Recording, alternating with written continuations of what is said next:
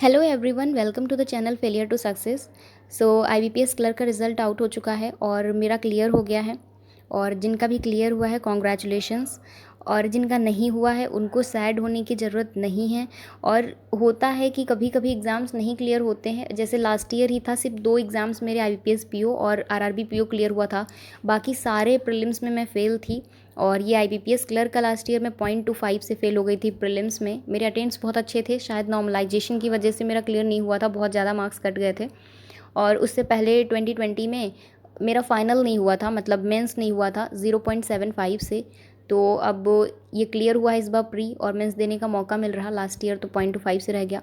तो जिनका भी क्लियर नहीं हुआ है तो हार मानने से कुछ नहीं होगा।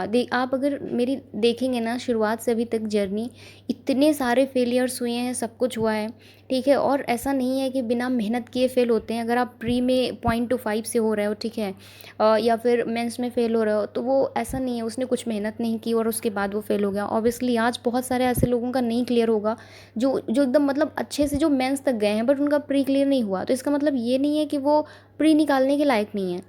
इसका मतलब ये है कि वो एग्ज़ाम जो था पर्टिकुलर, उसमें मतलब शिफ्ट का वेरिएशन हो जाता है, ठीक है। और शिफ्ट अगर होती ना, शिफ्ट वेरिएशन बहुत बड़ा गेम चेंजर है। तो इसीलिए मैं बोलती हूँ प्रीलिम्स जस्ट अबाउट लक। सो मेरी शिफ्ट आई थिंक आसान ही थी, मैं ऐसा बोलूँगी, क्योंकि मेरे क्वांट में अटेम्प्ट 35 थे और इंग्लिश में टफ़ थी। इंग्लिश में मेरे 21 ही अटेम्प्ट हो पाए थे। जैसा कि मैं मॉक में करती हूँ, मेरा बहुत सही स्कोर जाता है, एग्ज़ाम्स में भी अच्छा जाता। बट इस टाइम पे जो आईबीपीएस क्लर्क का एग्ज़ाम था, इसमें मेरे को इंग्लिश टफ़ लगी थी। और अगर आप देखेंगे तो मैंने एनालिसिस शेयर किया था, मैं उसकी लिंक दे दूँगी कमेंट में।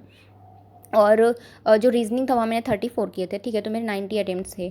तो उम्मीद थी, क्वांट की वजह से उम्मीद थी कि हो जाएगा। बाकी इंग्लिश में तो नहीं पता होता है कितना क्या है, और रीजनिंग में भी गलत नहीं होते हैं, बट नॉर्मलाइजेशन की वजह से लास्ट ईयर मेरे 5 नंबर कम हुए थे रीजनिंग में।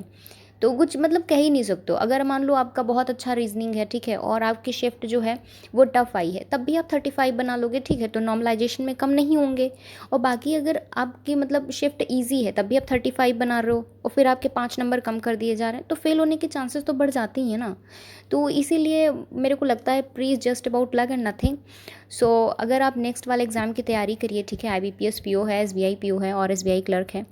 और अगर आप लोग बहुत डिमोटिवेट होंगे तो कैसे आगे की पढ़ाई करेंगे। हाँ, होता है, आज का दिन तो ख़राब ही हो जाना है, बट कल से आप अपना स्टार्ट करिए पढ़ाई और फोकस्ड होकर पढ़िए, ठीक है।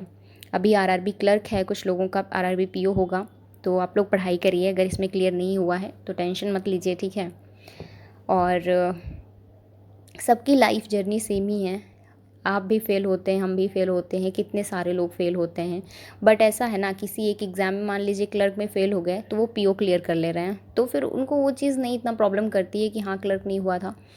तो वही चीज़ है कि किसी ना किसी तरह अपने आप को मोटिवेट रखना है। तो अगर आप ये सोचेंगे क्लर्क नहीं हुआ है, हम पीओ का अपना क्लियर करेंगे, ठीक है। और अभी जैसे आरआरबी क्लर्क था तो उसमें भी मेरा 0.75 से नहीं हुआ था।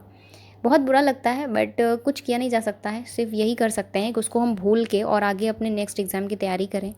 कब तक लेके उसको बैठे रहेंगे, और उसके बारे में सोचने से कुछ नहीं होता। कितना भी अच्छा हमारा अटेम्प्ट हो, कितना भी बढ़िया हमने पेपर किया हो, कुछ नहीं पता होता कैसे मार्क्स कम हुए हैं, ज़्यादा हुए हैं, कुछ पता ही नहीं होता है, ठीक है।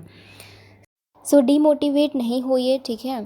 और फेलियर को एक्सेप्ट करना ही पड़ता है, तो उसको जितनी जल्दी हम एक्सेप्ट करेंगे उतना ही हमारे लिए बेहतर होता है। और आप अच्छे से पढ़ाई करिए, अभी आने वाले एग्ज़ाम्स में आप बहुत अच्छा कर सकते हैं। और मेरे से अगर कोई हेल्प चाहिए आपको तो मैं बिल्कुल ही करूँगी। और आप टेलीग्राम ग्रुप नहीं ज्वाइन किए हैं तो कर लीजिएगा, वहाँ पे अगर आपकी कोई क्वेरी है, कुछ है, तो मैं आपको उसका सॉल्यूशन मैं ज़रूर दूँगी, ठीक है।